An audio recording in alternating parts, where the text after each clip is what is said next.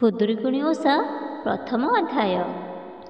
ବନ୍ଦଇ ଦେବ ଜଗନ୍ନାଥ କମଳା ଦେବୀର ସଂଘାତ, ଲକ୍ଷ୍ମୀ ଦେବୀର ପ୍ରାଣନାହା, ଶୋଭିତ ଶଙ୍ଖ ଚକ୍ରବାହା, ଅଶେଷ ବ୍ରହ୍ମାଣ୍ଡ ଠାକୁର, ବିଜୟ ଦ୍ୱାରା କାନକର, ଧନ୍ୟ ସେ ଦ୍ୱାରକା ମହିମା, ନିର୍ମାଣ କଲା ବିଶ୍ୱକର୍ମା।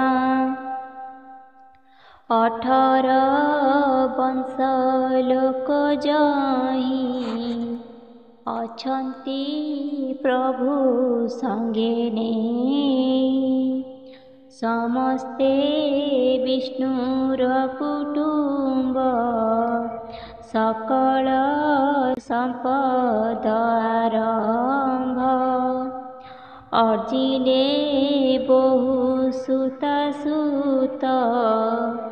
କୁଟୁମ୍ବ ହୋଇଲେ ବହୁତ, କୃଷ୍ଣର ବହୁତ ଯୁବତୀ, 32 ସହସ୍ର ଅଛନ୍ତି, ଗୋଟିଏ ଲେଖାଏ ଦୁଲଣା,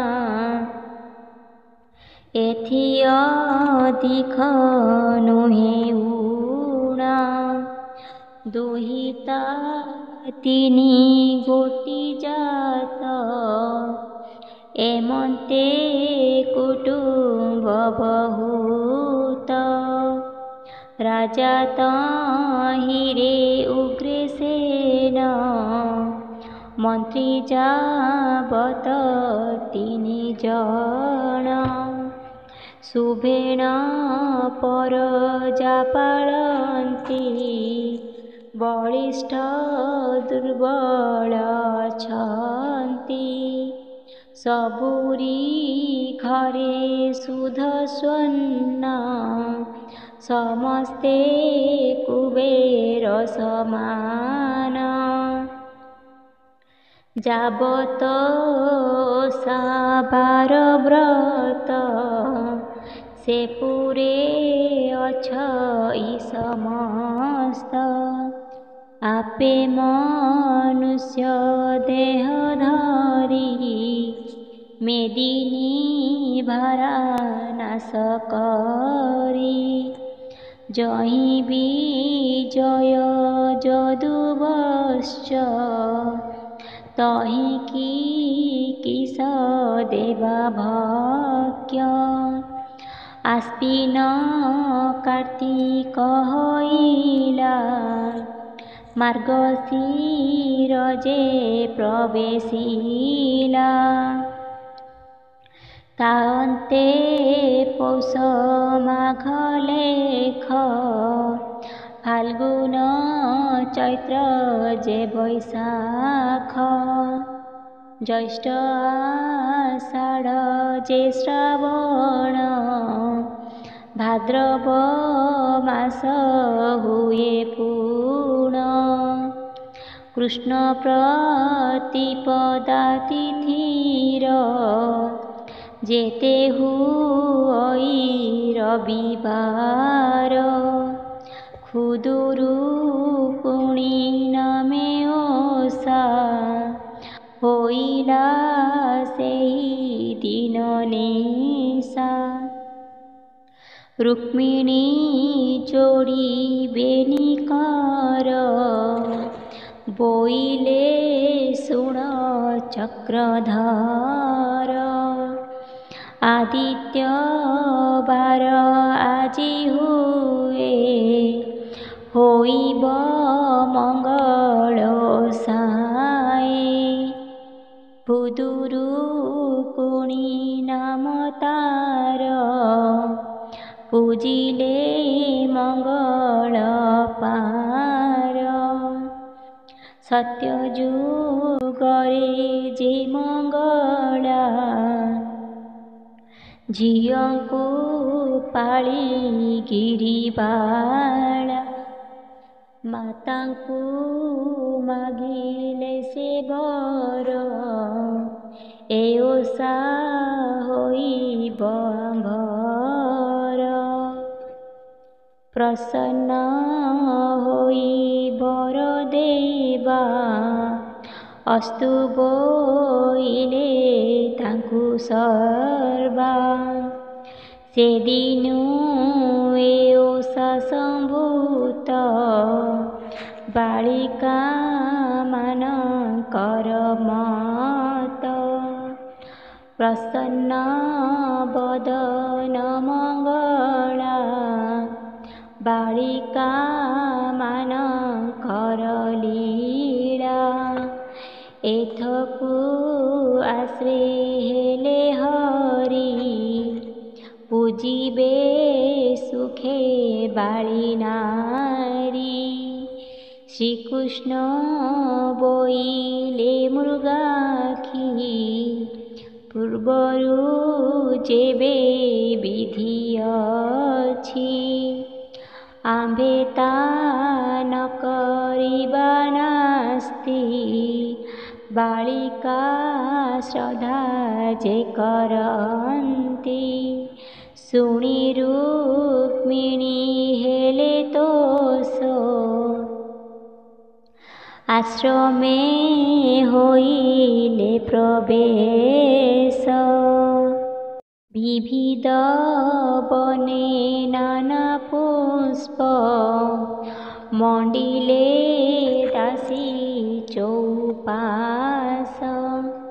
ଅନେକ ପୁଷ୍ପମାଳ ମାଳ, ରଚି ରୁକ୍ମିଣୀ ତତ୍କାଳ। ଲିପିଣ ମୁରୁଜ ପାଢ଼ିଲେ, ସୁବର୍ଣ୍ଣ କୁମ୍ଭ ବସାଇଲେ। ଫଳ ଉପାଧି ମାନ କରି, ସୁବର୍ଣ୍ଣ ଚାଙ୍ଗୁଡ଼ାରେ ଭରି।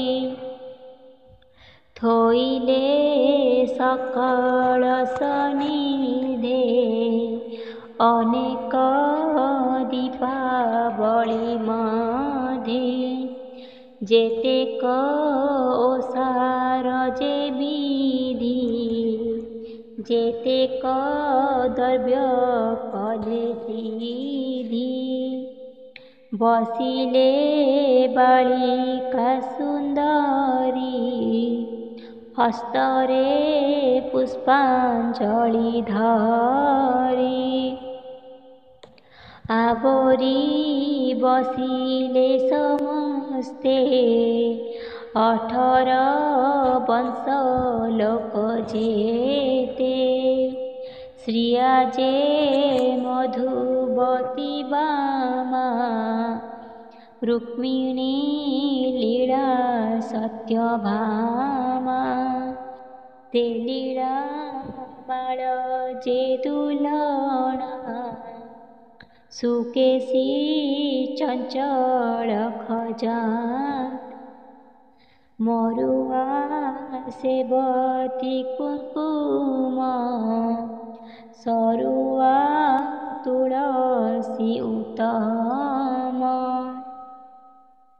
ପଦ୍ମା ହେ ସେବତୀ ପାର୍ବତୀ, ବିମଳା ମଦନ ମାଳତୀ। କୋପତୀ ହଂସ ଯେ ସୁମେଧା, ରମ୍ଭା ଶ୍ରୀକୃଷ୍ଣ ପ୍ରିୟ ରାଧା।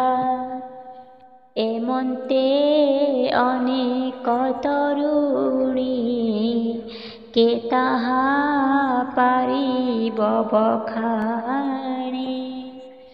ଦେବକୀ କୃଷ୍ଣର ଜନନୀ, ବସିଲେ ସବୁ ନାରୀ ଘେନି। ବୃଦ୍ଧ ବାଳିକା ଯୁବନାରୀ, ବସିଲେ ମଙ୍ଗଳା ସୁମରି। ଜୟ ଗୋ ମଙ୍ଗଳା, ଉଧାରୁ ବୁଡ଼ିବାରେ ଭେଳା। ହସ୍ତ ଯୋଡ଼ି ସର୍ବନାରୀ, ବାଞ୍ଛା ସମସ୍ତେ ହୃଦେ କରି। ଏଥୁ ତାରୁ ଶୁକ୍ରାବତୀ, ଶାଶୁଙ୍କୁ ବଚନ ବୋଲନ୍ତି। କହ ଏ ଓଷା ବିଧି କଥା, ପୂର୍ବହୁ ଯେମନ୍ତେ ବ୍ୟବସ୍ଥା। ବଧୂ ବଚନେ କରି ଦୟା, କହନ୍ତି ବସୁଦେବ ପ୍ରିୟା। ପ୍ରଥମେ ଜମ୍ଭୁ ଦୀପେ ସାର, ବେଢ଼ିଛି ଲବଣ ସାଗର। ଏପକ୍ଷେ ଦ୍ୱୀପେ ସୁଧ ନୀର, ବେଢ଼ିଛି ବଳୟ ଆକାର। ଦଧି ସମୁଦ୍ର ବାର ଦ୍ୱୀପେ, ଲବଣ ସମୁଦ୍ର ସମୀପେ। ସୁର ସମୁଦ୍ର ଯେ ତହିଁରେ, ବେଢ଼ିଛି ଚାରି ପାରୁଷରେ। ରତ୍ନ ଦ୍ୱୀପରେ ସିନ୍ଧୁ ସୁଣ, ବେଢ଼ିଛି ଯେସନେ ପୁଣ। ଦ୍ୱୀପଙ୍କ ମଧ୍ୟେ ଅସ୍ତଗିରି, ବେଢ଼ିଛି ମେରୁ କୁଆବରୀ। ଗିରିକି କେତେ ହେ ଅନ୍ତର, ଅଛଇ ଏକ ଦ୍ୱୀପାନ୍ତର। ତହିଁରେ ରାଜା ତିଳଧ୍ୱଜ, ବହୁତ ଆୟତନ ରାଜ୍ୟ। ଘରେ ଯେ କୁଶଳ, ଧର୍ମ ସ୍ଥାପିଣ ମହୀପାଳ। ଭାରିଜା ମାନେ ପତିବ୍ରତା, ନିଜ ଗୋଲୋକ ଯେ ଖଟନ୍ତା। ସଭାରେ ତାର ମିଛ ନାହିଁ, ରାଜ୍ୟକୁ ଶତ୍ରୁ ନ ଆସଇ। ପରଜା ପାଳେ ପୁତ୍ର ଜାଣି, କୁହାରି ତଥ୍ୟ କାଳେ ଶୁଣି। ମନ୍ତ୍ରୀର ନାମ ଗୁଣନିଧି, ପୁତ୍ରର ନାମ ତା ସୁବୁଦ୍ଧି। ସେନଗ୍ରବୋଢ଼ା ଶୋଭାବନ, ଅଳକାପୁର କୁସମାନ। ବହୁତ ସାଧବ ଅଛନ୍ତି, ବୋଇତ ବାଣିଜ୍ୟ କରନ୍ତି। ସେହି ବାଣିଜ୍ୟ ପରସାବେ, ଜିଣନ୍ତି କୁବେରକୁ ବାଦେ।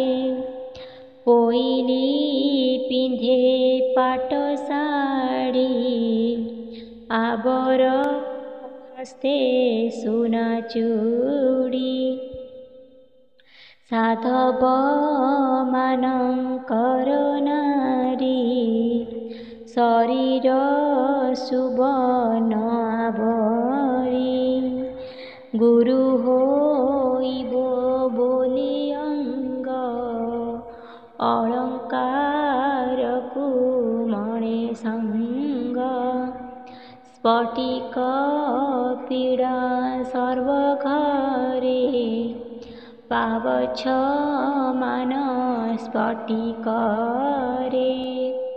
प्रकार स्तंभ सुन श्रेणी उहाड़े सुवर्ण छाउणी सुवर्ण कलश पीढ़ारे पताका उड़ईस धीरे धन्य से नगर उत्तम समस्त घर लोक सम तहिरे एक साधु घर तन्मयवंत नाम तार पत्नीर नाम शकुंतला जन्म से कला सप्तबाला झियर नाम तपई सबहु दुलणा अटई साधव बड़ धनेश्वर बोईत सात खंड तार सात पुअरे सात बहु समस्ते सुंदरी सबू चलती सुनारे रूपारे सुवंती खट पलंकरे एक दिन रे तपोई होळीन गला जायसा मंत्रीर झिय संगे मित आवर अनेक संगात खेळई घेणी संगातकु बयस पांच सीनताकु एक ब्राह्मणी रांडी आसी झिय खेलिला घरे पसी बोईले तपई माए बापांकर जे एक झिए पुओ मानक ठारु सान माँ बापांकर जीवन करिछु बांसर कुलाई धरिछु बांसर टोकेई तोपरा होइथिले मोहि चढ़ांती सुवर्ण कुलाई बाप माँ को करी द्वंद्व गढ़ांती सुवर्ण चांद तुहादे होई अछु जाहा तते की न मिलिब ताहा देख ए मत जेमदे घेनिछु बांसर कुलाई ए जेते साधवंक बाणी खेळंती सुनार डांगुडी एतक कही रांडी गला तिमिर प्रवेश होइला खेळ भांगिण सर्वबाणी निज मंदिरे गले चली बिरसे तो पोई गला ଗମ୍ଭୀରି ଭିତରେ ପଶିଲା। କବାଟ କିଳି ମୁହଁ ମାଡ଼ି ଶୋଇଲା ରତ୍ନ ଖଟେ ପଡ଼ି। ସମସ୍ତେ ଭୁଞ୍ଜି ନ ବସିଲେ, ଝିଅକୁ ବାପା ଶଙ୍ଖଳିଲେ। ମାଇଁ ବୋଇଲେ ଆସିନାହିଁ, ଏତେ ରାତ୍ରରେ ଥିବ କାହିଁ। କହି ସାନ ବୋହୂ ଯାଇ ଅଛନ୍ତି ଗମ୍ଭୀରରେ ଶୋଇ। ସାଧବ ଫେରିଲା କବାଟ, ବସିଲା ଯାଇ ରତ୍ନ ଖଟ।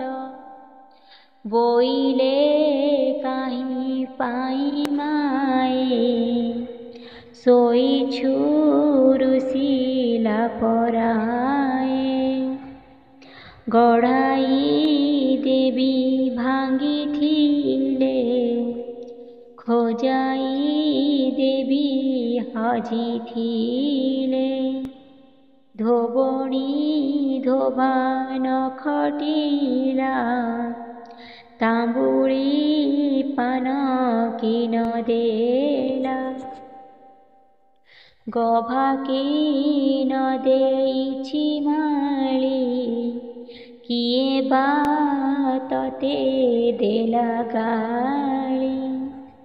ତତେ କି ବିଭା କରାଇବା, ତଇଁକି ରୁଷି ଅଛୁ ଅବା।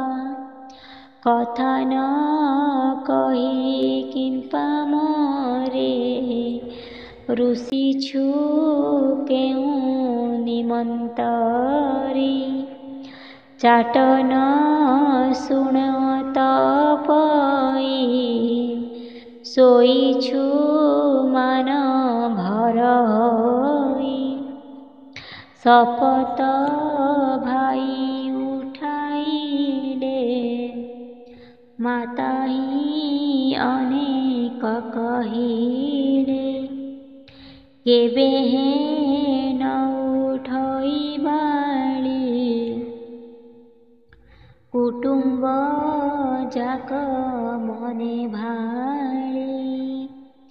ନୀଳାଦ୍ରି ନାମେ ସାନ ବୋହୂ, ତୋ ପୋଇର ପ୍ରିୟ ସେହୁ। ସେ ବୋହୂ ଅନେକ କହିଲା, ନ ଉଠି ବଚନ ବୋଇଲା।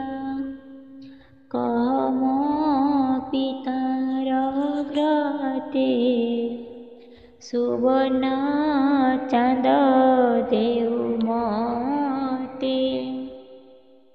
ଦେଲେ ନ ଖାଇବି ଭାତ, ତୋ ଆଗେ କହୁଅଛି ସତ।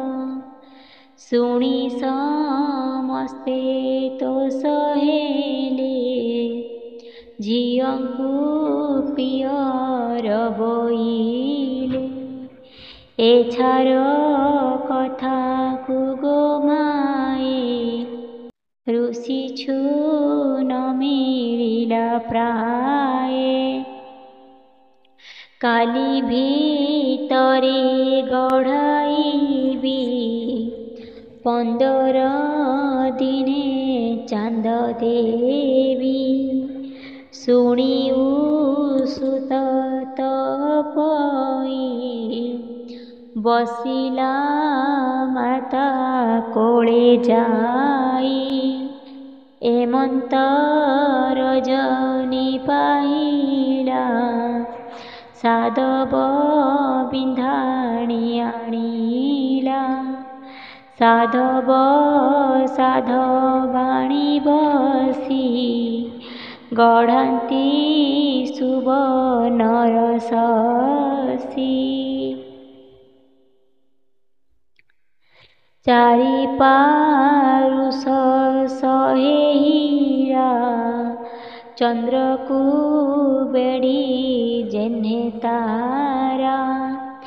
ଏମନ୍ତେ କେତେ ଦିନ ଗଲା ସାଧବ ଅଧା ଚାନ୍ଦେ ମଲା। ମାତାହି ପୁନ ଚାନ୍ଦେ ମଲେ ସମସ୍ତ କୁଟୁମ୍ବ କାନ୍ଦିଲେ। କିଛି ଦିନରେ କ୍ରିୟା ସାରି ବ୍ରାହ୍ମଣେ ଯଉଥିସେ ବରି। ହେମନ୍ତ କେତେ ଦିନ ଗଲା ବୋଇତ ପଦାର୍ଥ ସରିଲା। ସୁବାୟୁ ଦେଖି ସାଧୁମାନେ ହରଷ ହେଲେ ନିଜ ମନେ। ସମୁଦ୍ରେ ବୋଇତ ମେଲିଲେ ଶପଥ ବହୁକୁ ଡାକିଲେ। ବୋଇତେ ଯାଉଅଛୁ ଆମ୍ଭେ ଘର ସମ୍ଭାଳିଥିବ ତୁମ୍ଭେ। ଦେଖ ଏ ଦୈବର କୃତ୍ୟ ପିତା ସଙ୍ଗତେ ଗଲେ ମାତ। ଯେମନ୍ତେ ଝିଅ ନ ଝୁରିବ ତେମନ୍ତେ ସେବା କରୁଥିବ। ଭୋଜନ କରାଇବ ଆଣି କହି ଅର୍ପୁବ ରସବାଣୀ। ଦୋଳିରେ ଦୋଳି ପଞ୍ଚାଇବ ନିମିଷେ ହେଳା ନ କରିବ। ଶୁଣି ବୋଲନ୍ତି ସାତ ଯାଏ ଝିଅଙ୍କୁ ନାହିଁ କିଛି ଭଏ। ନିରତେ ସେବା କରୁଥିବୁ କ୍ଷଣ ହେଳା ନ କରିବୁ। ତୁମ୍ଭଙ୍କୁ ଦେଖି କରି ଆମ୍ଭେ ହେଳାରେ ରହିଥିଲୁ ଦମ୍ଭେ। ଯେବେ ଯାଉଛ ବାଣିଜ୍ୟରେ ଆଣିଥିବଟି ଅଳଙ୍କାରେ। କେବଲେ ମୋର ସୁନା ଚୁଡ଼ି ଆଣିଥିବଟି ରତ୍ନେ ଜଡ଼ି। କେବଲେ ହୀରାର ବୟଣୀ ମୋହର ପାଇଁ ଥିବ ଆଣି। କେବଲେ ସୁବର୍ଣ୍ଣ କଙ୍କଣ ଆଣିବ ମୋହ ନିମନ୍ତ୍ରଣ। କେବଲେ ଅଷ୍ଟରତ୍ନ ସାରା କେବଲେ ଖଞ୍ଜା ମୋତି ହୀରା। କେବଲେ ହୀରା ମଲ୍ଲିକଢ଼ି ଉତ୍ତମ ରୂପେ ଥିବ ଗଢ଼ି। ଭାଇଙ୍କ ବୋଲେ ତ ପୋଇ ମୋ ପାଇଁ ହୀରାର କୁଣ୍ଢାଇ। କେବଲେ ବସନ୍ତ ପତନୀ ମୋହର ପାଇଁ ଥିବ ଆଣି। ଏମନ୍ତେ ଶୁଣି ସାତ ଭାଇ ଜଳେ ବୋଇତ ଗଲେ ବାହି। ଏମନ୍ତେ କେତେ ଦିନ ଗଲା ବୋଇତ ସେ ରାଜ୍ୟ ଲାଗିଲା। କୁଶଳେ ରହିଲେ ସେ ଯାଇ, କୋଶଳ ଦୀପ ସେ ବୋଲାଇ। କହନ୍ତି ପ୍ରଭୁ ଚକ୍ରପାଣି, ଶୁଣି ସନ୍ତୋଷ ଠାକୁରାଣୀ। ସମସ୍ତେ ଦେଲେ ହୁଳହୁଳି, ଯୁବା ତରୁଣୀ ବୃଦ୍ଧା ମିଳି। ମଙ୍ଗଳା ନାମ ଉଚ୍ଚାରିଲେ, ଯୁବା ତରୁଣୀ ବୃଦ୍ଧା ମିଳେ। ମଙ୍ଗଳା ନାମ ଉଚ୍ଚାରିଲେ, କର ଅଞ୍ଜଳି ଶିରେ ଦେଲେ। ଯେ ଯାହା ଉପଚାର ବିଧି, ପୂଜି କାମନା କଲେ ସିଧି। କହନ୍ତି ଦାସ ଗୋପୀନାଥ, କୃଷ୍ଣ ଚରଣେ ମୋର ମାଥ। ପ୍ରଥମ ପାଳି ଅଧା ଶେଷ, କାମିନୀ ଗଣ ହେଲେ ତୋଷ। ଚଳିଲେ ଯେ ଯାହା ସଦନ, ମଙ୍ଗଳ ନାମ କରି ଧ୍ୟାନ।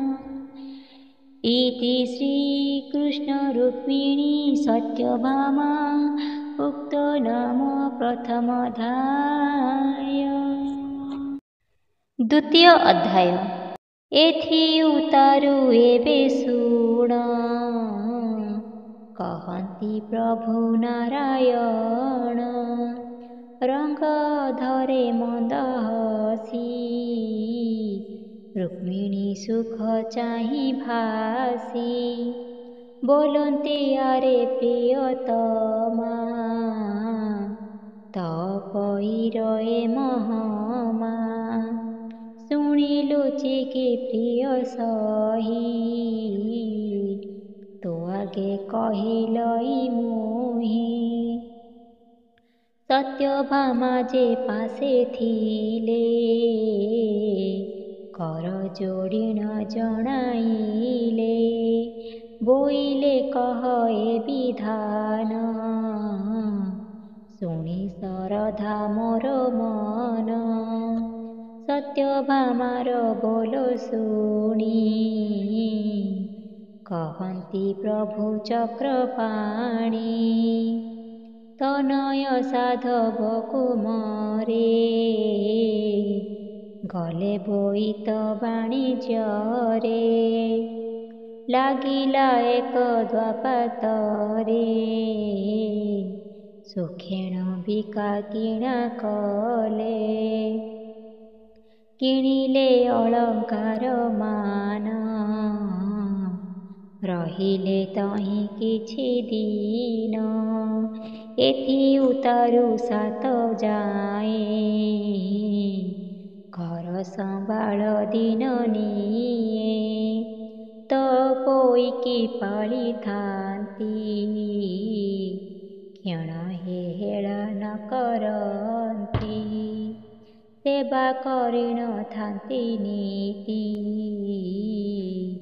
ଦେଖ ଗୋଦଇ ବରଗତି। ଶ୍ଵେତ ସ୍ୱର୍ଗର ଅପସରି, ମତେ ମନୁଷ୍ୟ ରୂପ ଧରି। ସୁନ୍ଦର ପଣେ ମନୋହର, ଦେଖି ଢଳିବି ସୁର ନର।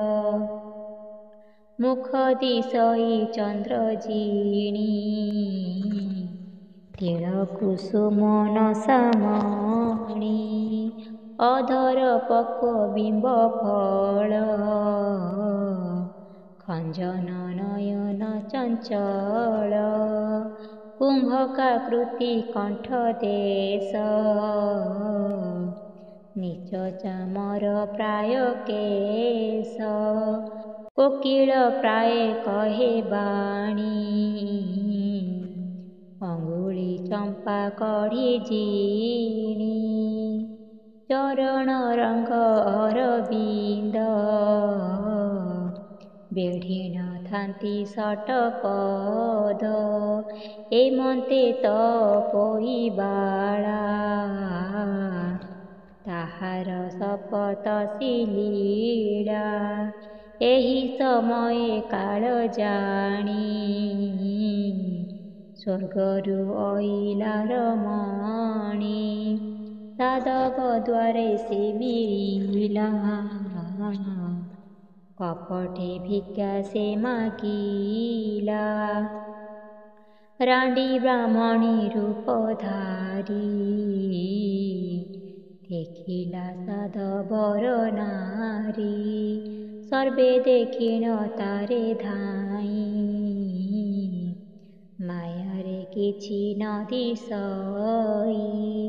ତାହାର ଡାକ ଶୁଣି କର୍ଣ୍ଣେ, କେହି ନ ବୋଇଲେ ବଚନେ। ବୋଇଲେ ଭିକ୍ଷା ଦିଅ ମାଇଁ, କି କରୁଅଛ ସାତ ଯାଏଁ। ରାଣ୍ଡି ବ୍ରାହ୍ମଣୀ ବୋଲ ଶୁଣି, ସମସ୍ତେ ବୋଲୁଛନ୍ତି ବାଣୀ। କେବଲେ କୁଙ୍କୁମରେ ପୋଛି, କେବଲେ ଗଭା ବାନ୍ଧୁଅଛି। କେବଲେ ଭାଙ୍ଗୁଅଛି ଗୁଆ, ବ୍ରାହ୍ମଣ ଦଣ୍ଡେ ହୁଅ ଠିଆ। ଯେ ଯେଉଁ ରୂପେ କରୁଥିଲେ, ସମସ୍ତେ ସେପରି କହିଲେ। ବ୍ରାହ୍ମଣୀ ବୋଲେ ତାହା ଶୁଣି, କାହାକୁ ନିଜ ବୋଲ ବୁଣି। ଏମନ୍ତ ବୋଲି ଦେଲା ଚାହିଁ, ତୋଳିରେ ଅଛି ତପୋଇ। ବ୍ରାହ୍ମଣୀ ବୋଲଇ ଉତ୍ତର, ଏକସି ହୁଅନ୍ତି ତୁମର। ହରଷେ ବୋଲି ସବୁ ଯାଏ, ଆମ୍ଭର ନଣନ୍ଦ ଗହୁଏ। ବ୍ରାହ୍ମଣୀ ଶୁଣି ବୋଲେ ବାଣୀ, ତୁମ୍ଭେଲ ନିର୍ଲଜ ତରୁଣୀ। କନିଷ୍ଠ ନଣନ୍ଦ ଛାରକୁ, ଶତ୍ରୁ ରଖିଛ ଉପରକୁ। ବସିଛି ଦୋଳିର ଉପର, କିମ୍ପା ଏହାକୁ ସେବା କର। ଏକାଣେ ମଣୁଅଛ ଭଲ, ପଛକୁ ପାଇବଟି ସଲ। ଭାଇମାନଙ୍କୁ ଖତ କହି, ଅନେକ ଶାସ୍ତି ଦେବ ଏହି। ବେଳହୁଁ ନ କର ଉପାୟ, ପଛକୁ ନଥିବ ଭୟ। ଛେଳିର ଖାଅ ବନସ୍ତରେ, ମରାଅ ବିଗ୍ରହ ଭାଲୁକରେ। ନୋହିଲେ ନିଶ୍ଚୟ ମରିବ, ଏମନ୍ତେ ଯେବେ ନ କରିବ। ଭଲ ସମୟ ଅଛି ହୋଇ, ଘରେ ନାହାନ୍ତି ସାତ ଭାଇ। ଏକଥା ଯାହା ସେ କହିଲା, ସବୁରି ମନକୁ ଅଇଲା। ନୀଳେନ୍ଦ୍ରୀ ନାମ ସାନ ବହୁତ, ପଇର ପ୍ରିୟ ସେହୁ। ମୋ ମନେ ଯେଉଁ କଥା ଅଛି, ତୁ ଏକା ହୋଇଥିବୁ ସାକ୍ଷୀ। ସେ ବହୁ ଏମନ୍ତେ ଚିନ୍ତିଲା, ଏମନ୍ତେ କେତେ ଦିନ ଗଲା। ନ ଦେଲେ ସୁଗନ୍ଧ ଚନ୍ଦନ, ନ ଦେଲେ ଅଳଙ୍କାର ମାନ। ମୁଣ୍ଡକୁ ନ ଦେଲେ ଯେ ତେଲ, ନ ଦେଲେ ପିନ୍ଧିବାକୁ ଭଲ।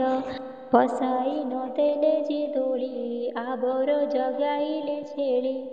ଅନେକ ଦୁଃଖେ ତପଇ ବନସ୍ତେ ଛେଳି ଜଗିଥାଇ କହଇ ବଡ଼ ବୋହୂ ପୁଣି ହଜିବେ ଯେବେ ଘରମଣି। ଛେଳିର ନାମ ଘରମଣି ତେଣୁ ତିଆରେ ମହାମାନି। ମୁଖେ ଲଗାଇ ଚୂନ କାଢ଼ି କାଟିବ ନାକର ବଉଳି। ଛିଣ୍ଡା ଟୋକେଇ ଖଣ୍ଡେ ନେଲା ଉପର ପତର ବୁଝିଲା। ତଳରେ ମୂଷା ମାଟି ଭରି ପାତ୍ରରେ ଭାତ ଗୋଟା ଚାରି। ପାଉଁଶ ଲୁଣ ବୋଳି ହେଲା ପତର ଘୋଡ଼ାଇଣ ଦେଲା। ଘେନିଣ ତପଇ ଚଳି ବନରେ ଛରାଇଲା ଚେଳି। ଭୋକଣୀ ଟୋକେଇ ଫେଡ଼ିଲା ମାଟି ଦେଖିଣ ଫିଙ୍ଗି ଦେଲା। ନିତ୍ୟରେ ଛଅ ବୋହୂମାନେ ଏହି ପ୍ରକାରେ ଦିନେ ଦିନେ। ସାନ ବୋହୂର ପାଳି ଦିନ ବହୁତ ଦେଇଥାଇ ଅନ୍ନ। ତିଅଣ ଲୁଣ ଦେଇଥାଇ ସେଦିନ ହସି ସୁସ୍ଥେ ଖାଇ। ଏମନ୍ତେ କେତେ ଦିନ ଗଲା ଭାଦ୍ରବ ମାସ ଯେ ହୋଇଲା। ବନରେ ବସି ତପଇ କଷ୍ଟେଣ ଛେଳି ରଖିଥାଇ। ବରଷା ବେଳେ ଘରମଣି ହଜିଲା ବନସ୍ତରେ ପୁଣି। ଘରକୁ ସେ ଛେଳି ଗଲେ ଗୁହାଳ ଭିତରେ ପଶିଲେ। ମାଇଲୁ ମୋର ଛେଳି ଗୋଟି ହଜାଇ ଅଛୁ ନାକ କାଟି। ନଇଲେ ନାକ ଯେ କାଟିବି ଘରୁ ବାହାର କରିଦେବି। ଏଥି ଉତ୍ତାରୁ ତପଇ ନୀରବେ ଛେଳି ଖୋଜି ଯାଇ। ହାଡ଼ ଉହାଡ଼ ଲତା ତଳ ଖୋଜେ କଣ୍ଟକ କଣ୍ଟାମାଳ। ସମସ୍ତ ଠାବ ସେ ବୁଲିଲା ନ ପାଇ ତାଟକା ହୋଇଲା। ନିଶି ହୋଇଲା ଘଡ଼ି ଦୁଇ ଅନ୍ଧାରେ ପଥ ନଦୀ ସଇ। ଯୋଗେ ସେ ଦିନ ରବିବାର ଖୁଦୁରୁକୁଣି ଓଷା ସାର। କୋଠିରେ ବାଳ ଝିଅ ମିଳି ଦେଉଅଛନ୍ତି ହୁଳହୁଳି। ତାହା ଶୁଣିଲା ତପଇ କୋଠିରେ ମିଳିଲା ସେ ଯାଇ। ବୋଇଲା ନାରୀମାନେ ଶୁଣ ଏକୋଷା କଲେ କେଉଁ ଗୁଣ। ଶୁଣି ବୋଲନ୍ତି ବାଳ ଝିଅ ଏ ଓଷା ପାଞ୍ଚ ପାଳି ହୁଏ। ଖୁଦୁରୁକୁଣି ଏ ଅଟଇ ଯାହା ମାଗିବ ତାହା ପାଇ। ଏଥିରେ ଦେବତା ମଙ୍ଗଳା ରଖନ୍ତି ବୁଡ଼ିବାର ଭେଳା। ଏମନ୍ତେ ଶୁଣି ତପଇ ମନରେ ଆନନ୍ଦ ହୁଅଇ। ବୋଇଲା ଏ ଓଷା କରିବି ହଜିଲା ଛେଳି କି ପାଇବି।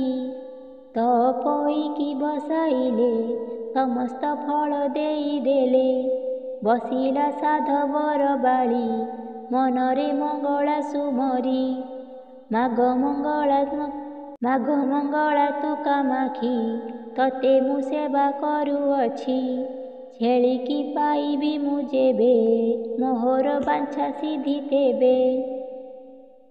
ଏମନ୍ତ ବିଚାରି ମନରେ ଛେଳି ନିମନ୍ତେ ଗଲା ଖରେ। ବାଟ ଭେଟିଲା ଘରମଣି ନିଶ୍ଚିନ୍ତ ହୋଇଲା ତକ୍ଷଣି। ମନରେ ବାଞ୍ଛା ସିଦ୍ଧି କଲା ଛେଳି କି ନେଇ ନ ରଖିଲା। ଏଥି ଉତ୍ତାରୁ ସାଧୁ ବାଳି ଘରମଣି କି ନେଇ ଚଳି।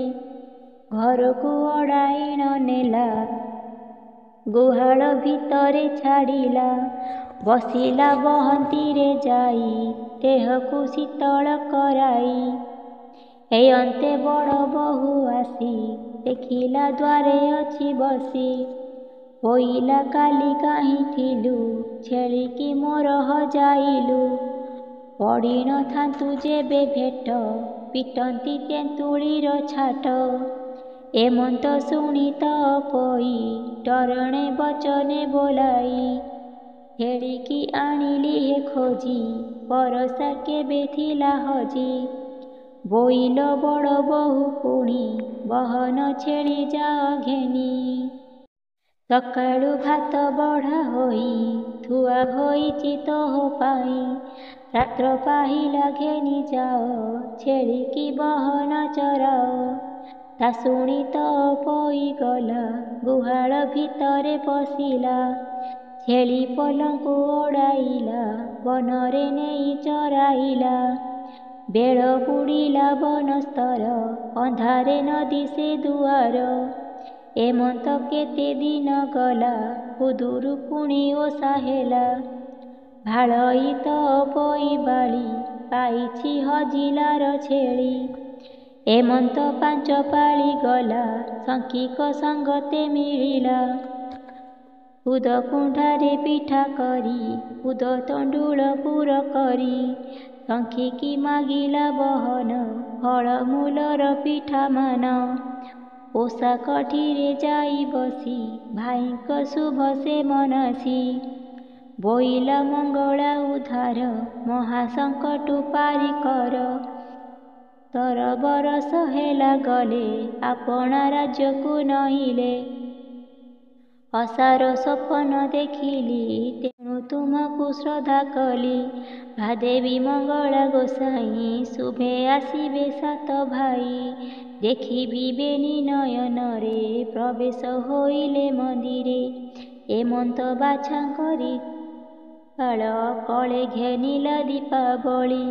ସମସ୍ତେ ହୁଳହୁଳି ଦେଲେ, ମଙ୍ଗଳା ନାମ ସୁମରିଲେ। ଏମନ୍ତେ ଓଷା ପୂଜା ସାରି, ଯେ ଯାହା ମନ୍ଦିରକୁ ଚଳି। ଅହଇ ଗୋପୀନାଥ ଦାସ, ଦୟା କରିବେ ପୀତବାସ। ଇତି ଶ୍ରୀ କୃଷ୍ଣ ରୁକ୍ମିଣୀ ସତ୍ୟଭାମା ଉକ୍ତ। ତପୋଇ ମନୋରଥ ପ୍ରାପ୍ତ ଉଚ୍ଚାରଣେ, ନାମ 2ୟ ଅଧ୍ୟାୟ। 2ୟ ଅଧ୍ୟାୟ। ହେତୁ ଅନନ୍ତରେ ଶୁଣ, ଯେ ଯାହା ପୂର୍ବର କଷଣ। ସେ କଥା ଆନ ଯେନୁ ହଇ, ଦଇବ ଯୋଗେ ଭୋଗ ହୋଇ। ପ୍ରଭାତେ ତ ପଇବାଳି, ସ୍ନାନ ସାରିଲା ଛେଳି। ଦେଇଛି ବଡ଼ ବହୁ ଭାତ, ଫେଡ଼ିଣ ଦେଖିଲା ତୁରିତ। ତଳରେ ଅଛି ମୂଷା ମାଟି, ଉପରେ ଭାତ 4 ଗୋଟି। ପାଉଁଶ ବୋଲି ଲୁଣ ନାହିଁ, ତିଅଣ ଅବା ଥିବ କାହିଁ। ଏହା ଦେଖିଣ ତପୋଇ, କୁଚେଣ ଉଠିଲା ବୋବାଇ। ପିଅର ଅଧା ଚାନ୍ଦେ ମଲେ, ମାତାହି ପୁରା ଚାନ୍ଦେ ମଲେ। ବୋଇତେ 7 ଭାଇ ଗଲେ, ଭାଉଜ ଏତେ କଷ୍ଟ ଦେଲେ। ନିଶ୍ଚେ ବନରେ ମରିବି, ଘରକୁ ଆଉ କିମ୍ପା ଯିବି। ଏମନ୍ତେ କାନ୍ଦି କଲେ ବାଳି, ଶବଦେ ବନସ୍ତ ଉଛୁଳି। ଦେଖିବି ଧବା ଘଟ ସୂତ୍ର, ତେଣେ ସାଧବ 7 ପୁତ୍ର। ବୋଇତ ଘେନି ଆସି କୂଳେ, କାନ୍ଦଣା ଶବଦ ଶୁଣିଲେ। ନିକଟେ କାନ୍ଦୁଅଛି ବାଳି, ତୁଣ୍ଡ ପାରିଣ ମନେ ଭାଳି। ତପୋଇର ତୁଣ୍ଡ ପ୍ରାୟେ, ଶୁଭଇ ଅରଣ୍ୟ ଲତାଏ। ଟୁଣି କନିଷ୍ଠ ଭାଇ ଗଲା, ଅରଣ୍ୟ ଭିତରେ ପଶିଲା। ଶିଆଳି ଲତା ତଳେ ଯାଇ, ରୋଦନ କରେ ତପୋଇ। ରଜନୀ ଅର୍ଦ୍ଧ ଅଛି ହୋଇ, ଦେଖି ସାଧବ ପୁତ୍ର ଯାଇ। କିଏ ତୁ ଭଲେଣ କର, ତପୋଇର କମ୍ପେ ଦେହ। କାହାର ଅଟୁ ତୁ ଗୋବଂଶ, ନାମ ତୋହର ଅଟେ କିସ।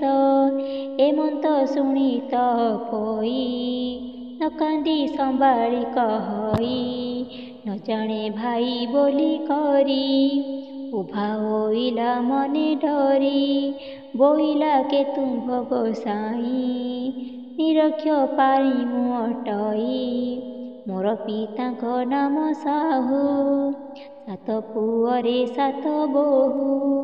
ବୋଇତ 7 ଖଣ୍ଡ ତାର, ସେ ଗୋଟେ ମୋହର ପିଅର। ମୋହର ନାମ ତପୋଇ, କହିଲେ କଷ୍ଟ ନ ସରଇ। ଭାଇ ଯେ ଗଲେ ବୋଇତରେ, ଭାଉଜ କଷ୍ଟ ଦେଲେ ମୋରେ। ଅନେକ ମତେ ଦେଲେ ଗାଳି, ବନସ୍ତେ ଜଗାଇଲେ ଛେଳି। ମନେ ପଡ଼ିଲେ ଭାଇମାନେ ରୋଦନ କରୁଅଛି ବନେ। ଶୁଣ ହେ ମାତ ତପଇ ବୋଇତ ଘେନି ସାତ ଭାଇ। ଆସିଲୁ ଏହି ନିକଟରେ ରୋଦନ ଶୁଣିଲୁ ସେଠାରେ। ମତେ ପେଶିଲ ଜ୍ୟେଷ୍ଠ ଭାଇ ବୋଇତ ଛନ୍ତି ଦେଖ ଯାଇ। ଏଣୁ ମୁଁ ଏଠାକୁ ଅଇଲି ଅରଣ୍ୟ ତତେ ମୁଁ ଦେଖିଲି। ଏବେ ଗୋମାଏ ଚାଲ ଯିବା ଭାଇଙ୍କୁ ସମସ୍ତ କହିବା। ଶୁଣି ଆନନ୍ଦ ତପୋଇ ଅନ୍ଧକି ଚକ୍ଷୁ ଦାନ ପାଇ। ଚାତକ ପିଇଲା କି ନୀର ଚନ୍ଦ୍ରକି ଦେଖିଲା ଚକୋର। ଭାଇ ଭଉଣୀ ବେଗେ ଗଲେ ବୋଇତ ପ୍ରବେଶ ହୋଇଲେ। ବୋଇତ ଜଳୁଥିବା ଦୀପ ଦେଖିଲେ ତପୋଇ ରୂପ।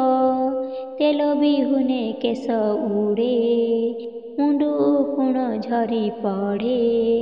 ଛିଣ୍ଡାଲେ କଡ଼ା ପିନ୍ଧିଥାଉ ଦେଖି ବିକଳ ସାତ ଭାଇ। କହଇ ଭାଇଙ୍କ ଆଗରେ ତୁମେ ତ ଗଲ ବୋଇତରେ। ପାଳି ଯେ ଥିଲେ ମାସ ଦୁଇ ଯେଉଁ ପ୍ରକାରେ ଥିଲ କହି। ରାଣ୍ଡି ବ୍ରାହ୍ମଣ ବୋଲ ଶୁଣି ନଦେଲେ ମତେ ଅନ୍ନ ପାଣି। ସେ ରାଣ୍ଡି କହିଲା ତାହାକୁ ଛେଳି ରଖାଅ ନଣନ୍ଦଙ୍କୁ। ତାହାର ବୋଲକୁ ଶୁଣିଲେ ବନରେ ଛେଳି ରଖାଇଲେ। ଭିତରେ ମୂଷା ମାଟି ଭରି ଉପରେ ଭାତ ଗୋଟି ଚେରି। ବଡ଼ ବୋହୂର ଏହି ମତେ ଦୁଃଖ ଯେ ବେଳେ ଯେତେ ଯେତେ। ସାନ ବୋହୂର ପାଳି ଦିନ ବହୁତ ଦେଇଥାଇ ଅନ୍ନ। ଏମନ୍ତ ଶୁଣି ସାତ ଭାଇ କହନ୍ତି ଶକବର ହୋଇ। ଅଷ୍ଟରତ୍ନକ ଅଳଙ୍କାର ଦେଲେ ଯେ ଭଉଣୀ ଶରୀର। ବସାଇ ଚଉକି ଉପରେ ତୀଖଣ କାଢ଼ି ଦେଲେ କରେ। ବୋହିଲେ ଯେଉଁ ପ୍ରିୟ ତାର ନାସିକା ନ କାଟିବୁ ତାର। ଯେହେବା ଦୁଃଖ ଦେଲେ ତତେ ନାସିବା କାଟିବୁ ଯେ ତାରେ। ଏମନ୍ତ କହି ଭାଇ ଗଲେ ରାଜ୍ୟକୁ ଦୂତ ବରଗିଲେ। ରାଜ୍ୟରେ ଚହଳ ପଡ଼ିଲା ଶୁଭେଣ ବୋଇତ ଲାଗିଲା। ଆନନ୍ଦ ରାଜ୍ୟ ଲୋକ ଶୁଣି ଏଥି ଉତ୍ତାରୁ ଶୁଣ ପୁଣି। ପୁଣି ସାଧ ବର ପୁଏ ଘରକୁ କହି ପଠିଥାଏ। ବେଗ ହୋଇନ ତୁମ୍ଭେ ଯାଅ ବୋହୂମାନଙ୍କ ଆଗେ କହ। ସଙ୍ଗତେ ଘେନି ତପୋଇ ଆସନ୍ତୁ ବୋଇତ ବନ୍ଧାଇ। ତକ୍ଷଣେ ଲୋକ ଧାଇଁ ଗଲେ ଶପଥ ବୋହୂଙ୍କୁ କହିଲେ ତପୋଇକି ସଙ୍ଗେ ନିଅ ଶୁଭେଣ ବୋଇତ ବନ୍ଧାଅ। ଶୁଣି ସମସ୍ତେ ଆରତେଣ ତପାଇକି ଖୋଜି ଆଣ। ବୋଇଲ ସାନ ବୋହୂ ତହିଁ କାଲି ତ ବନୁ ଆସି ନାହିଁ। ଖାଇଲା ଭୂତ କି ରାକ୍ଷସ ଏବେ ଲୋଡ଼ିଲେ ହେବ କିସ। କର୍ମେ ଆବଶ୍ୟ ଅଛି ଯାହା ଭୋଗ କରିବା ଟିକ ତାହା। ବୋଇଲ ବଡ଼ ବୋହୂ ଶୁଣି ବାହାର ହୁଅ ଅର୍ଘ୍ୟ ଘେନି। ବୋଇତ ଅଗେ ବନ୍ଧାଇବା ପୁଛିଲେ ବଞ୍ଚାଇ କହିବା। ଏମନ୍ତେ ଅର୍ଘ୍ୟ ଘେନି ବାଳି ବୋଇତ ପାଶେ ଯାଇ ମିଳି। ବୋହୂଙ୍କୁ ଦେଖି ସାତ ଭାଇ ବୋଇଲେ ଅଧର କମ୍ପାଇ। ସାଙ୍ଗରେ ତପୋଇ ନାହିଁ ତୁମ୍ଭେ ଗୋ ଆସିଲ କି ପାଇଁ। ମଝିଆ ବୋହୂକୁ ବୋଲେ କଥା ତପୋଇର ମୁଣ୍ଡ ବ୍ୟଥା। କେମନ୍ତେ ଚାଲି ନ ଆସିବେ ଦେହରେ ପୀଡ଼ା ସେ ପାଇବେ। ଏମନ୍ତେ ଶୁଣି ସାତ ଭାଇ କହନ୍ତି କ୍ରୋଧ ଭର ହୋଇ ଦେବତା ଅଛନ୍ତି ମଙ୍ଗ କୋଣେ ବନ୍ଦାଅ ଯାଇ ଜଣେ ଜଣେ ପ୍ରଥମେ ବଡ଼ ବୋହୂ ଗଲା ପୁଣି ବୋଇତ ବନ୍ଧାଇଲା ଛୁରୀରେ ତ ପଇ ବାଳି କାଟିଲା ନାକର ବଉଳି ନାକଇ ହୋଇ ପଳାଇଲା ତା ପଛେ ଆରେ କଇଲା ଏହି ପ୍ରକାରେ ସର୍ବବାଳି କାଟିଲା ନାକର ବଉଳି ନୀଳେନ୍ଦ୍ରୀ ନାମ ସାନ ବୋହୂ ତପଇର ପ୍ରିୟ ସେହୁ ସମସ୍ତେ ପଛେ ସେ ଅଇଲା ସେ ବୋହୂ ପଛେ ବନ୍ଧାଇଲା ସାନ ବୋହୂକୁ ଦେଖି ବାଳି ହସ୍ତରୁ ପକାଇଲା ଛୁରୀ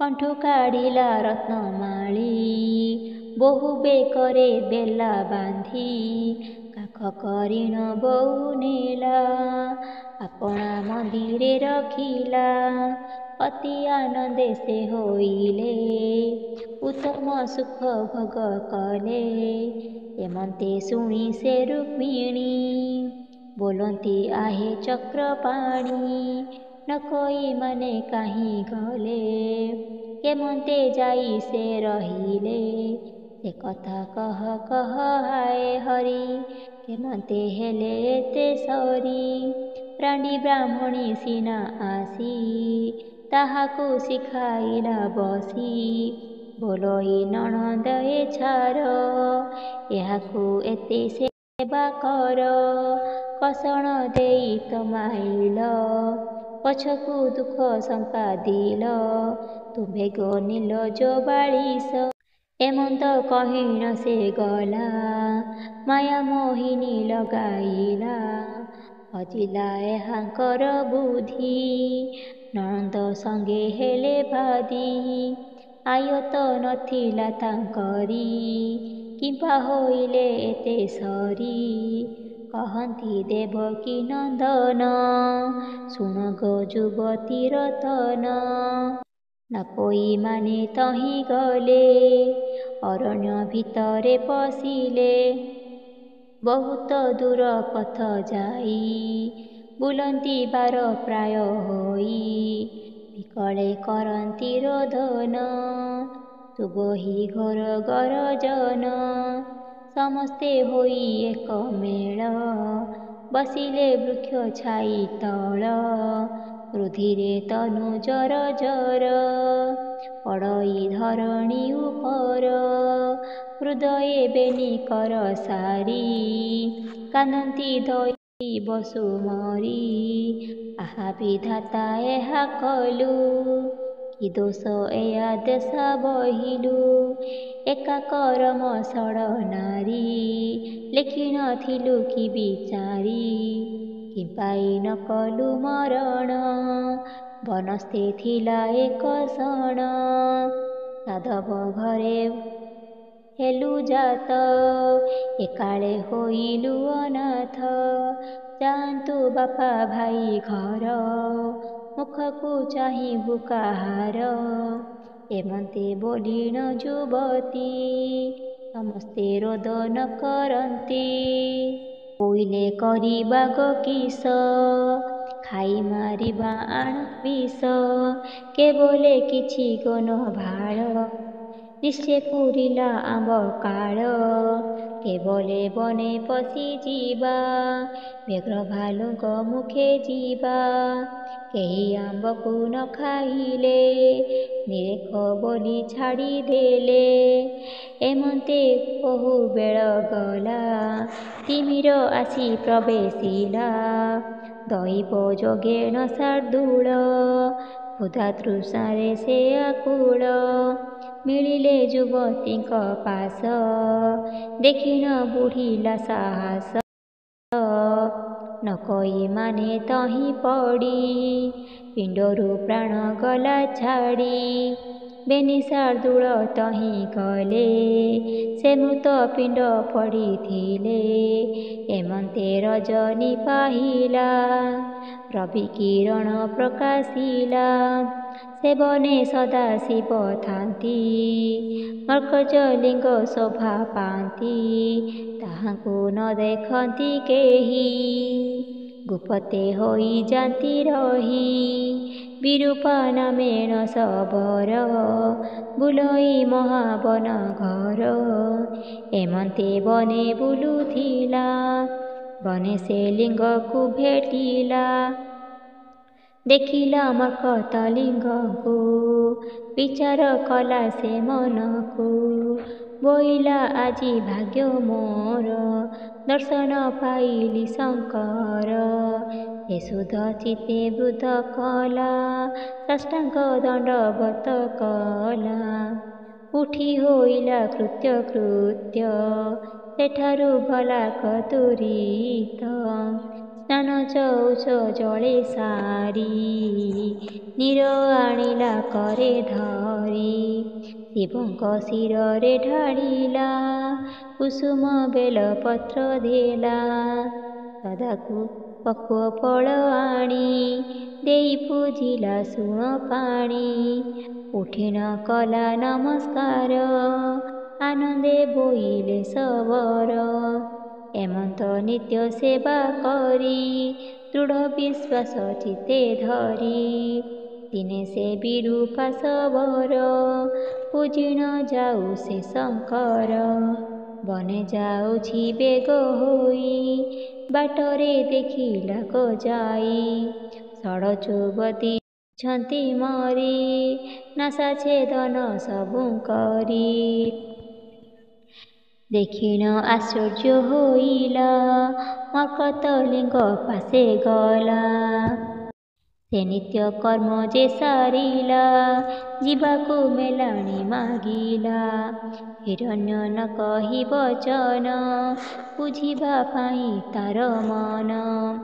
ଶବର ବହୁତ ଡାକିଲା ଡାକିଣ ନିରାଶ ହୋଇଲା ବୋଇଲେ ଅପରାଧ ମୋର ଦୟା ତେଜିଲେ ଦେବହର ଆଉ ଜୀବନ କାର୍ଯ୍ୟ ନାହିଁ ଆକୁଳେ ଦଶ ଦିଗ ଚାହିଁ ନାରାଜ ପାଷାଣ ଘଷିଲା କଣ୍ଠ ତଣ୍ଟିରେ ବସାଇଲା ଡାକିଲେ ପ୍ରଭୁ ଦେବହର ରହରେ ବିରୂପା ଶବର କିମ୍ପାଇ ହାରୁଛୁ ଜୀବନ ମୁହଁ ଜାଣିଲି ତୋର ମନ ପ୍ରସନ୍ନ ହେଲି ମାଗ ବର ଯେ ଇଚ୍ଛା ମନରେ ତୋହର। ଶବର ମନେ ବିଚାରଇ ସେ ପ୍ରାଣୀ ପର ହିତେ ଥାଇ ସ୍ୱର୍ଗ ପ୍ରାପତ ହୁଏ ତାରେ ଶୁଣି ମୁଁ ଅଛଇ ସଂସାରେ। ହେମନ୍ତ ମନେ ବିଚାରିଲା ଅଳବଧାନ ଶୁଣି ସାଧବ ତୋଷ ହୋଇ ଯେ ବିଧି ବିଧାନ ବିହାଇ କୁଳ ଧର୍ମର ଯେଉଁ ରୀତି ସେହି ପ୍ରକାରେ ସେ କରନ୍ତି ମଙ୍ଗଳ କୃତ୍ୟ ଯେ ବିହାଣ ମିଳିବ ହୁତ ନାରୀ ଗଣ। ନବୀନ ଭାଣ୍ଡ ମଙ୍ଗୁଳିଲେ ସମସ୍ତେ ହୁଳହୁଳି ଦେଲେ ବସ୍ତ୍ରଭୂଷଣ ଅଳଙ୍କାର ସେ ବିଧି ପୂଜା ଉପଚାର ଦେଇଣ ସମସ୍ତେ ପୂଜନ୍ତି ଯୁବତୀ ହୁଳହୁଳି ଦିଅନ୍ତି ଶଙ୍ଖ ମହୁରୀ ନାନା ବାଦ୍ୟେ ବାଜନ୍ତେ ଉଛୁଳେ ଶବଦେ ସେଠାରୁ ହୁଅନ୍ତି ମେଲାଣି ବର କନ୍ୟାକୁ ଘରୁ ଆଣି ଢାଳନ୍ତି ନେଇ ତୀର୍ଥ ଜଳ ଯୁବତୀ ହୋଇ ଏକ ମେଳ ତୁରିତେ ତହୁଁ ପୋଛି ଦେଲେ ମଳିନ ବସ୍ତ୍ର ପିନ୍ଧାଇଲେ ଏଥି ଉତାରୁ ଆର ଦିନ ବିବାହ ଉତ୍ସବ ଯୋଗ ଲଗ୍ନ ବ୍ରାହ୍ମଣ ଜ୍ୟୋତିଷ ଆସି ବିଶେଷ ପଚାରନ୍ତି ପଶି କହନ୍ତେ ସମସ୍ତେ ଶୁଣିଲେ ବିବାହ ଉଦ୍ୟମ ପଚାରିଲେ ମଙ୍ଗଳ ବାଦ୍ୟ ଉଚ୍ଚାରନ୍ତି, ବରକୁ ବେଦୀରେ ବସାନ୍ତି। ବ୍ରାହ୍ମଣେ ବେଦ ବାକ୍ୟ ଭାଷି, ବୋଇଲେ କନ୍ୟାକୁ ଆଣସି। ତାହା ଶୁଣି କନ୍ୟାକୁ ଅଣାଇ, ଲବଣ ଚଉଁରୀ ପକାଇ, ଅଷ୍ଟରତ୍ନକ ଅଳଙ୍କାର ଖଞ୍ଜିଲେ କନ୍ୟାର ଶରୀର। ଝିନ ବସନ ପିନ୍ଧାଇଣ, ଦେବାଙ୍କ ଅସ୍ତ୍ର ଉପରଣ। ତେଇଣ କନ୍ୟାକୁ ଆଣିଲେ, ବେଦୀ ଉପରେ ବସାଇଲେ। ଅନେକ ବାଦ୍ୟ ବଜାବନ୍ତି, ଯୁବତୀ ହୁଳହୁଳି ଦିଅନ୍ତି।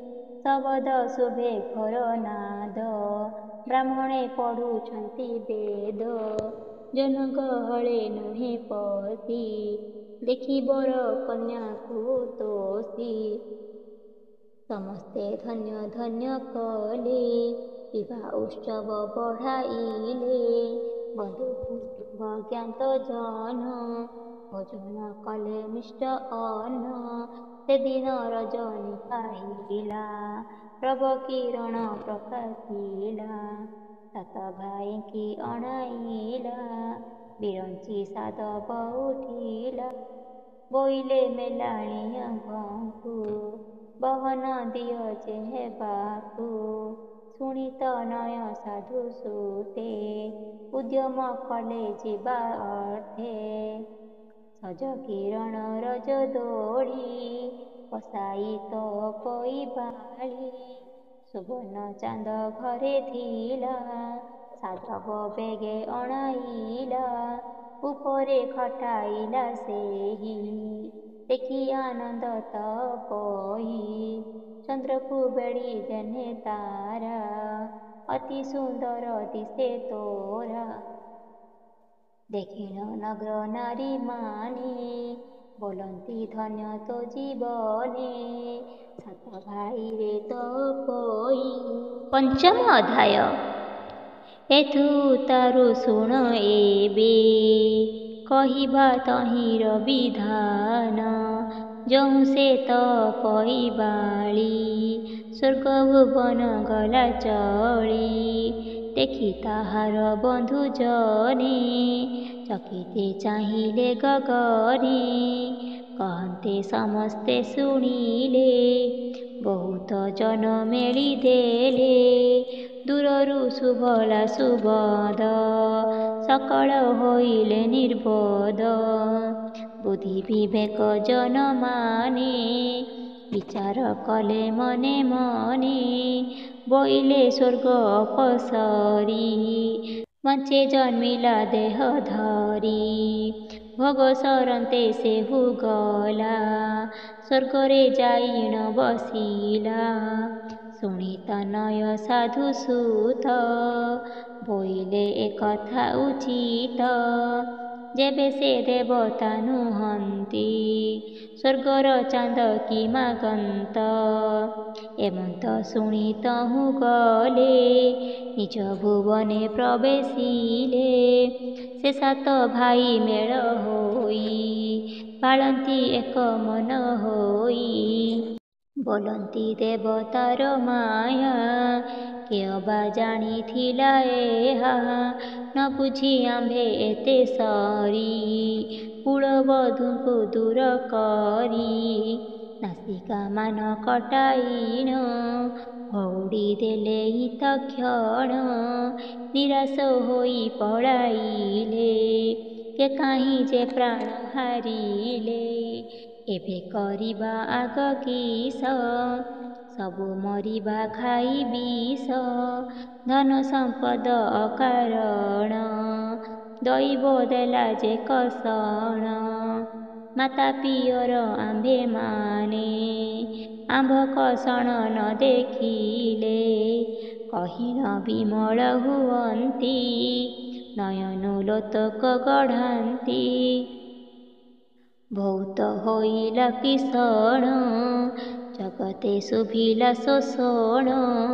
ସାଧବ ଶୁକ୍ର ହୋଇ କରି, ଭାରି ଯା ଦେଲେ ଦୂର କରି। ଏବେ ପାଇଲେ ଏଡ଼େ ଦୁଃଖ ହୋଇଲେ ଅତି ନିରେଖ। ସେ କୁଳବଧୂମାନେ ଥିଲେ ସମସ୍ତେ ବାରତା ପାଇଲେ ଶୁଣି ନ ହୋଇଲେ ଉଷତ ଗହନ ପଶିଦେଲେ ଦୂତ। ଯେ ଯାହା ଅନୁରୂପେ ଗଲେ ସାଧବ ମନ୍ଦିରେ ମିଳିଲେ କହିଲେ ସକଳ ବିଧାନ ଶୁଣି ହୋଇଲେ ତୋଷ ମନ। ସକଳ ବନ୍ଧୁ ଘର ଗଲେ ଭାରିଜାମାନଙ୍କୁ ଦେଖିଲେ ଦେଖି ନ କଲେ ସେ ରୋଦନ ବହଇ ଅଶ୍ରୁ ଘନ ଘନ। ସକଳ କଥା ମାନ ନେଇ ବହୁତ ହେଲେ କୁହାକୁହି ବୋଇଲେ ଆସ ଯିବା ଘର ନାହିଁ ଯେ କଲେ ନାରୀବର। ବହୁତ କଷ୍ଟରେ ଅଇଲେ ଯେ ଯାହା ସୁଖେ ରାଜ୍ୟ କଲେ ଧନ ବସଇ ରତ୍ନମାନ ବହୁତ କଲେ ବିପ୍ରଦାନ। ପୁତ୍ର ଦୁହିତା ହେଲେ ଜାତ ଏମନ୍ତେ ବଂଶ ଅପ୍ରମିତ। ସେହି ସାଧବ ବହୁ ଯେତେ ଏ ଓଷା କଲେ କ ସମସ୍ତେ। ଭାଦ୍ରବ ମାସ ରବିବାର ଖୁଦୁରୁକୁଣି ଆଦ୍ୟାସାର। ସେଦିନ ଉପବାସ କରି ମଙ୍ଗଳା ଦେବୀଙ୍କୁ ସୁମରି ଉଷା ମନ୍ଦିର ଯତ୍ନ କଲେ ଚୂନର ଯତନ ଲିପିଲେ। ମଙ୍ଗଳା ଦେବୀ ରୂପ ଦେଖି ସମସ୍ତେ ମାନ୍ୟ କଲେ ଦେଖି। ସାତ ବୋଇତ ଯେ ଦେଖିଲେ ସାତ ସାଧବ ବସାଇଲେ ତପୋଇଙ୍କି ମଙ୍ଗପଣେ ଦେଖି ହସିଲେ ଜଣେ ଜଣେ ବୋଇଲେ ଏପରି ସୁନ୍ଦରୀ ନାକ କାଟିଲା ସବୁଙ୍କରି। ସାନ ବୋହୂର ପ୍ରୀତି ସିନା ଭାଇମାନଙ୍କର ଦୁଲଣା କେବଲେ ନଣନ୍ଦ ଆମ୍ଭର କରିଛି ଯେତେ ଉପକାର। କେବଲେ ଦୋଳିରେ ବସିଲ କେବଲେ ଛେଳି ରଖିଥିଲା କେବଲେ ଭାତ ଘୁଷା ମାଟି ବନସ୍ତେ ଖାଇଥିଲା ଖୁଣ୍ଟି ପାଉଁଶ ଲୁଣ ଏ ଖାଇଲା। ତେଣୁଟି ଭାଇଙ୍କି କହିଲା କେହୁଁ ବୋଲାଇ ଏହିଠାରେ ତୀକ୍ଷ୍ଣ ଛୁରୀଟି ହେଲେ କରେ ପୁଣି ନାକ ଯେ କାଟିବ ଆମ୍ଭକୁ ବଳେ ବିନାଶିବ। ଏମନ୍ତ ପରିହାସ କରି କହନ୍ତି ସାଧବର ନାରୀ ତହିଁ ଉତ୍ତାରୁ ସର୍ବେ ଗଲେ ଯେ ଯାହା ବିଧି ଯେ ଆଣିଲେ ବିବିଧ ଫୁଲ ମାଳମାନ କର୍ପୂର କସ୍ତୁରୀ ଚନ୍ଦନ ଅଗୁର ଧୂପ ଦୀପାବଳି ବନ୍ଧାଇ ଦେଲେ।